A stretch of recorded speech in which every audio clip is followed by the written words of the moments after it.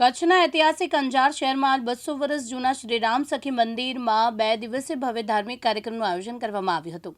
મંદિરના ગાદીપતિ કીર્તિદાસજી મહારાજના સાનિધ્યમાં કાર્યક્રમની શરૂઆત ગઈકાલે સુંદરકાંડના પાઠથી થઈ હતી, જેમાં બોડી સંખ્યામાં હરિભક્તોએ હાજરી આપી આધ્યાત્મિકનો લાભ લીધો હતો। આજ રોજ મંગળા આરતી, સત્સંગ કથા અને ગુરુ મંત્રોનો સમૂહ પાઠ યોજાયો હતો। આખો દિવસ ભજન કીર્તનના કાર્યક્રમોથી મંદિર પરિસર ભક્તિમય બન્યું હતું। બપોરમાં યોજાયેલ સમૂહ પ્રસાદમાં અંદાજે 8 થી 10 હજાર હરિભક્તોએ પ્રસાદનો લાભ લીધો હતો। આ પ્રસંગે ગુજરાત રાજ્ય ઉચ્ચ અને ટેકનિકલ શિક્ષણ મંત્રી ત્રિકમ છાંગા, અંજાર નગરપાલિકાના પ્રમુખ વૈભવ કોડરાણી, કારોબારી ચેરમેન પાર્થ સોરઠિયા સહિતના અનેક આગેવાનો ઉપસ્થિત રહ્યા હતા। અંજારમાં રામમોહનરાય મંદિર પાસે રામમોહનરાય ચોક છે, ત્યાં મંદિર આવેલું છે અમસખીને। તો એના ગાદીપતિ શ્રી કીર્તિદાસ મહારાજશ્રી આજે શેનો પ્રોગ્રામ છે?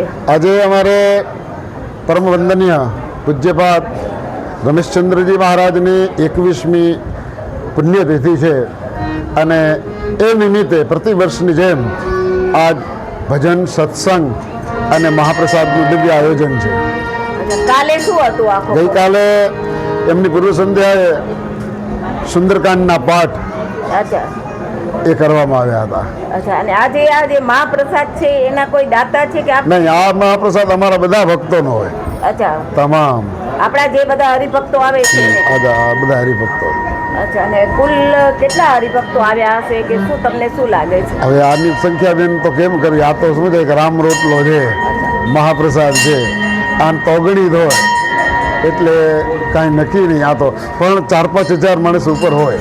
અચ્છા, અને દર 11ના અને પૂનમના શું અહીં કાર્યક્રમ રાખો? એકાદશીના દિવસે નિત્ય સત્સંગ હોય, આમ તો કથા નિત્ય હોય, પણ એ વિશેષ રૂપમાં મહાત્મ્યનો પ્રારંભ થાય, અલગ અલગ પ્રકારના તહેવારનું મહાત્મ્ય વંચાય અને ઉજવાય।